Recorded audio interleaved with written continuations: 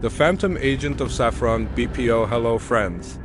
Every week, we work tirelessly to bring you spine-chilling animated horror stories.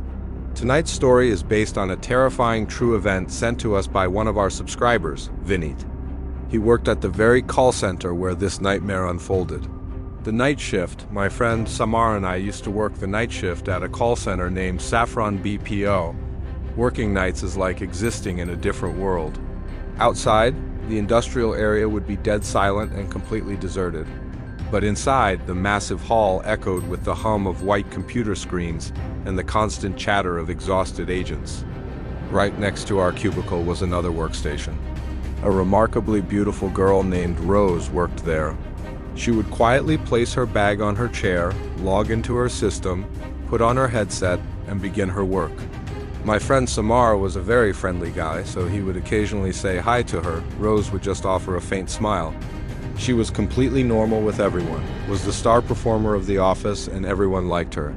But one night, everything changed.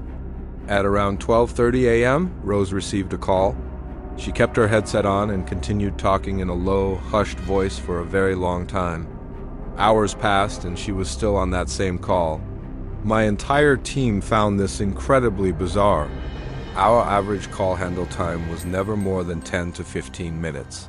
Concerned for her safety, our team leader decided to tap into her call.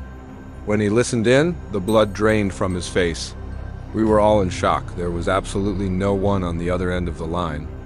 The moment the team leader tapped the call, Rose abruptly hung up. She slowly turned her head and glared at us with intense, burning anger. When the team leader asked her what was wrong, Rose didn't say a single word.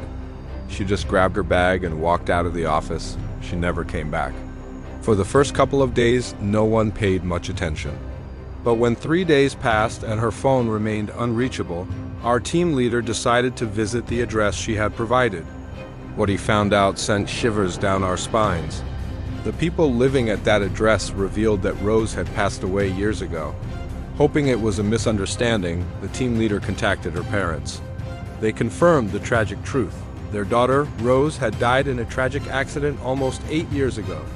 When this news reached the office floor, a dead silence fell over us. Samar and I just stared at each other. We had seen Rose every single day. She sat right next to us. Her system logged in daily. Her bag was always on her chair. If she died 8 years ago, who on earth was working beside us? The haunting begins. After that revelation, the atmosphere in the office turned grim, and deeply unnatural things started happening. One night, the distinct sound of footsteps echoed near the office pantry, like someone dragging their feet slowly across the floor. The security guard searched the entire corridor, but there was absolutely no one there. On another night, a female agent ran out of the washroom, her face pale as a ghost. She said that while she was washing her hands, she heard someone walking behind her.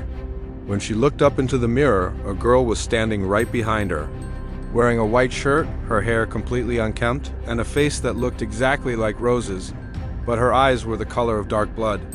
When the terrified agent whipped around, the washroom was completely empty. A few days later, the motion sensor lights in the empty pantry suddenly flicked on. When the security team checked the CCTV footage, they saw the shadow of the water dispenser slowly morph into the silhouette of a standing woman.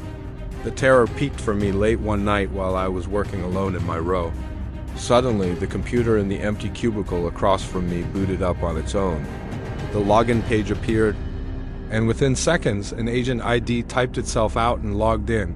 The name on the screen read, Rose. It was her computer. I was paralyzed with fear. The screen stayed on for a few seconds before automatically logging out. He flat out refused to believe it, or maybe he just didn't want to. But a few nights later, Samar experienced something that shattered his reality. Samar's nightmare. I was on leave that night. Samar was working the late shift. It was around 3 a.m. and his shift was almost over. Suddenly, a call beeped into his headset. Hello, Rose this side. How can I help you? It was Rose's voice. Samar panicked and instantly disconnected the call. At that exact moment, the office lights flickered violently and plunged the floor into pitch darkness. Thinking it was just a power failure, most people headed downstairs for a break.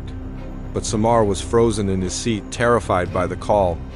In the dim moonlight filtering through the office windows, Samar saw it. The empty chair opposite him, Rose's chair, was slowly spinning on its own. Desperate to calm his nerves, he rushed to the pantry to grab some water. As he filled his cup at the water cooler, the temperature dropped. He felt a presence standing right behind him. "Hi, Samar, ... You forgot me?" A voice whispered in the dark. Samar slowly turned around. In the pitch black, he saw two glowing, blood-red eyes and a mess of tangled hair. It was Rose's face, twisted into something unnatural. The lights suddenly snapped back on, and the pantry was completely empty. Trembling and unable to comprehend what was happening, Samar grabbed his backpack and ran for the elevators to go home. The elevator to hell, he pressed G for ground floor.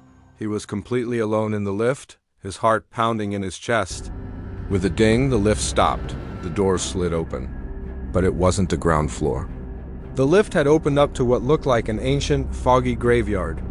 Standing among the tombstones were dozens of pale, lifeless people. "I like you a lot, Samar," she smiled, her jaw dropping at an unnatural angle. "Why don't you say hi anymore?" The lifeless figures began slowly dragging their feet toward the elevator. Samar smashed the closed door button repeatedly, screaming in terror. But the doors wouldn't budge. He collapsed into the corner of the lift, squeezed his eyes shut, and started praying to God.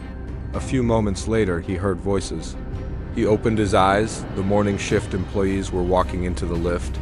Everything was completely normal. The graveyard was gone. He was safely on the ground floor. The chilling conclusion.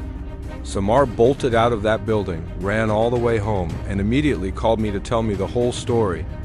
The very next day, we both resigned and never set foot near that call center again. A few weeks later, my PG landlord told me a dark secret about that area. Before the industrial park was developed, the land where Saffron BPO stood used to be an old graveyard. They had bulldozed it to build the office blocks.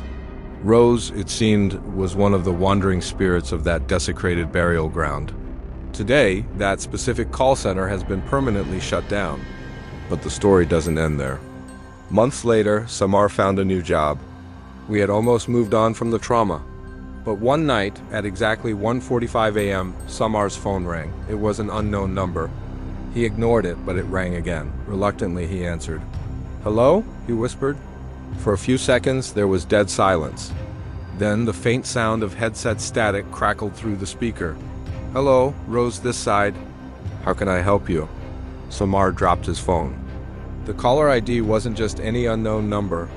It was the landline number of the permanently closed, abandoned Saffron BPO, and the most terrifying part. To this day, every single night at 1:45 a.m., Samar's phone rings. And the call always comes from that dark, empty office. If this story sent chills down your spine, don't forget to like this video, share it with your friends, and subscribe to Snap Story for more terrifying true encounters. Sleep tight, if you can.